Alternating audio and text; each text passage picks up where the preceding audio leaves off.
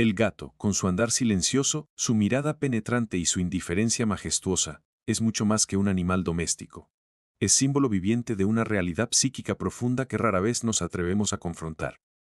Cuando lo observamos sin prejuicios, con la disposición interior de quien está dispuesto a ver más allá de las apariencias, comprendemos que no estamos frente a un simple felino, sino ante la encarnación de algo que vive también dentro de nosotros. Algo que evitamos mirar de frente.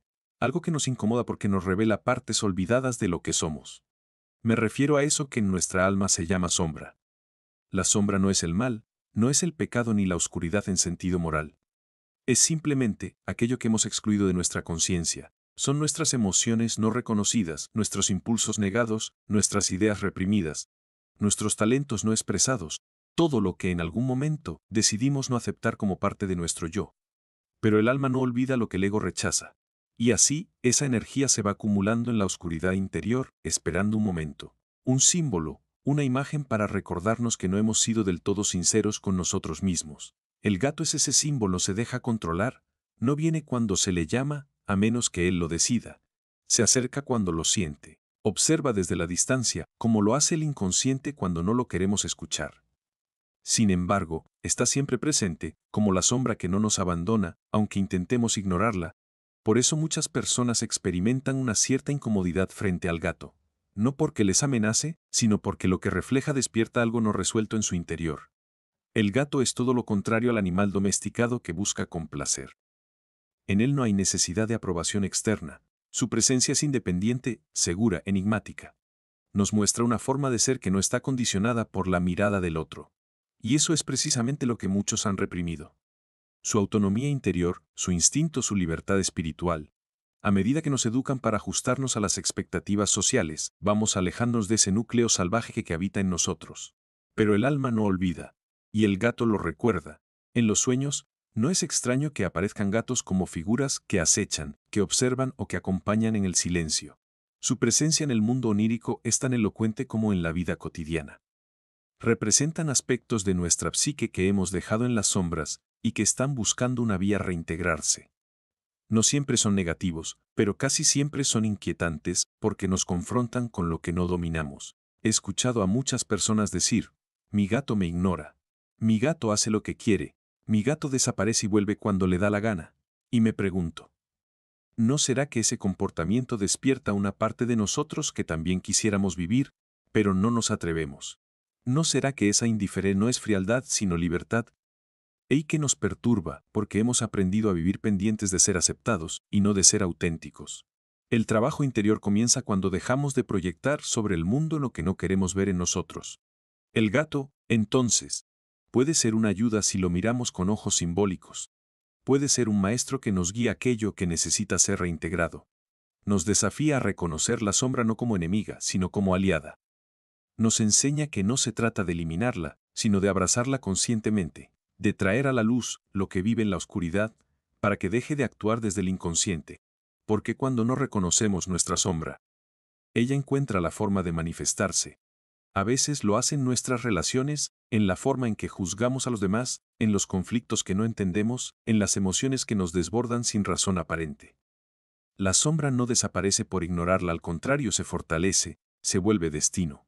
Pero cuando la reconocemos, cuando la miramos de frente, como al gato que nos observa en silencio desde el sofá, entonces empezamos a dialogar con partes de nosotros mismos que antes estaban separadas. Este proceso no es fácil, nos exige valentía. Porque mirar la sombra es admitir que no somos tan buenos como nos gusta pensar, que somos contradictorios, que podemos ser egoístas, envidiosos, pasionales, crueles incluso. Pero también nos permite descubrir que somos mucho más de lo que creemos, profundos, más complejos, más humanos. Y que en esa integridad hay una belleza auténtica.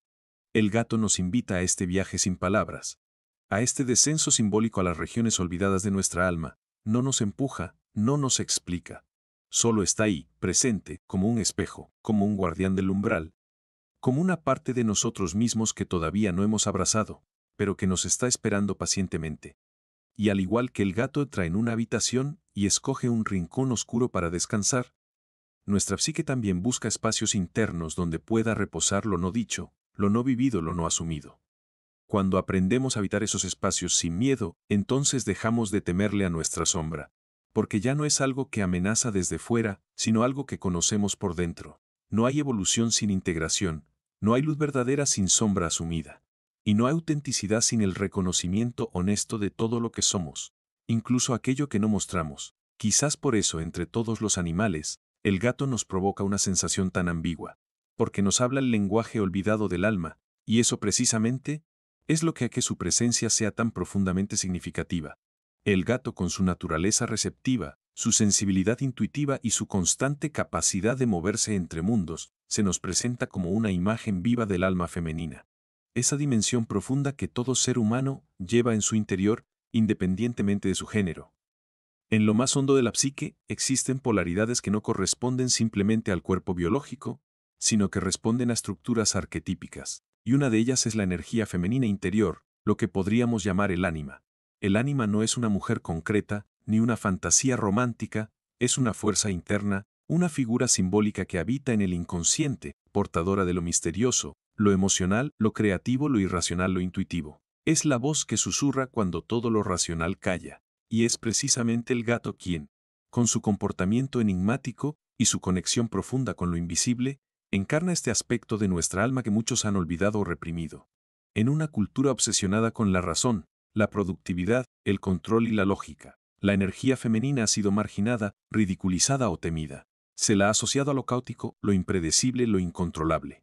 Sin embargo, es precisamente esa capacidad de fluir, de sentir, de escuchar lo que no se dice, lo que permite al alma mantenerse viva. La figura del gato se desliza en silencio por los márgenes de nuestra existencia, como lo hace el ánima en la estructura psíquica. No impone, no grita, no se somete, pero está presente observando, inspirando, recordando. Muchas veces, cuando una persona se desconecta de esta parte de sí misma, su vida se vuelve rígida, carente de profundidad o de sensibilidad, puede parecer funcional, incluso exitosa desde los parámetros sociales. Pero hay una sequedad en el alma, una ausencia de poesía, un olvido del mundo simbólico. Y es ahí donde el gato entra, no como animal sino como mensaje. Su sola presencia en nuestra vida, su forma de mirarnos sin juzgar, de permanecer sin pedir, de desaparecer sin explicaciones, nos confronta con todo aquello que hemos dejado de lado por miedo a lo desconocido. He escuchado, muchas veces, a personas describir a los gatos como misteriosos, esotéricos, inaccesibles. Pero esa inasibilidad no es frialdad, es el reflejo de una dimensión que no se deja atrapar por el intelecto, que no se somete a la lógica. Es la esencia de lo femenino profundo que no busca control sino expresión libre. El gato no viene cuando se le llama, viene cuando siente. No ama por obligación, ama cuando hay confianza. No necesita estar encima para demostrar afecto, puede amar desde la distancia, desde la libertad. Esa capacidad de amar sin apego, de estar sin invadir, de compartir sin exigir, es una de las expresiones más elevadas del ánima integrada. Pero para llegar a eso, uno debe primero hacer las paces con su propia sensibilidad. Aceptar que la vida interior no se rige por fórmulas, sino por sí imágenes, emociones que surgen como los movimientos de un gato suaves, inesperados, imposibles de forzar. El gato nos enseña sin palabras que hay una forma de conocer distinta al pensamiento lineal. Nos enseña a estar presentes, a escuchar con el cuerpo, a percibir matices sutiles, a habitar el silencio. Y eso es precisamente lo que el ánima busca despertar en nosotros. Una conciencia que nos impone, que no domina, sino que acoge, que siente, que intuye. Por eso no es casual que tantas culturas antiguas hayan asociado al gato con lo sagrado, con la diosa, con la mediadora entre mundos. Ellos veían lo que nosotros hemos olvidado, que en su mirada hay sabiduría milenaria, que en su presencia hay una conexión con lo invisible. Integrar el ánima no es una tarea fácil. Implica reconciliarse con lo que ha sido negado, abrir espacio para lo vulnerable, dejar caer las máscaras del control constante. Y el gato, en su modo sereno y en su aparente desapego, actúa como un espejo que refleja nuestro estado interno. Podemos, como él, permanecer en quietud sin sentir ansiedad, podemos observar sin juzgar, podemos amar sin poseer. Muchos temen a los gatos precisamente porque no se pueden dominar, son impredecibles como las emociones, son silenciosos, como el alma cuando no encuentra palabras. Pero esa libertad es el mayor regalo que pueden ofrecer. Nos muestran cómo sería nuestra existencia si aprendiéramos a vivir en armonía con lo que sentimos, sin necesidad de explicar, justificar o controlar. La presencia del gato en nuestra vida es una invitación a recuperar la dimensión femenina de la psique. a recordar que no todo debe ser útil, que no todo debe tener un propósito visible, que el arte, la contemplación, el misterio, son también formas legítimas de estar en el mundo, que lo suave no es débil, que lo invisible no es irreal y lo emocional no es irracional. Cuando uno se permite ese reencuentro interior, la vida cambia. Las relaciones se vuelven más auténticas, la creatividad fluye sin esfuerzo y la mirada sobre el mundo se más profunda. No se trata de convertirse en alguien diferente, sino en volver a ser quien uno era antes de olvidar. Como el gato que regresa siempre al mismo rincón, uno regresa al alma, no para quedarse ahí encerrado, sino para vivir desde ella. Y así poco a poco, sin darnos cuenta, algo dentro de nosotros comienza a cambiar.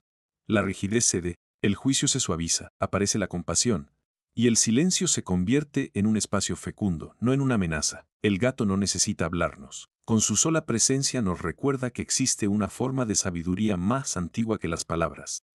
Una sabiduría que en lo femenino interior, en el ánima, en esa dimensión psíquica que nos conecta con la totalidad, y al abrirle la puerta, no solo nos reencontramos con esa parte olvidada de nosotros, sino que también recuperamos la capacidad de habitar el mundo con sensibilidad, con respeto, con misterio.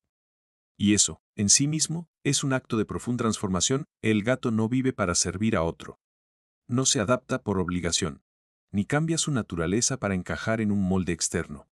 Y es precisamente por eso que se convierte en una imagen profundamente reveladora del proceso más esencial del alma, el de volverse uno mismo, el de caminar hacia la totalidad interior, el de individuarse. A lo largo de la vida, nos enfrentamos constantemente a fuerzas que intentan moldearnos.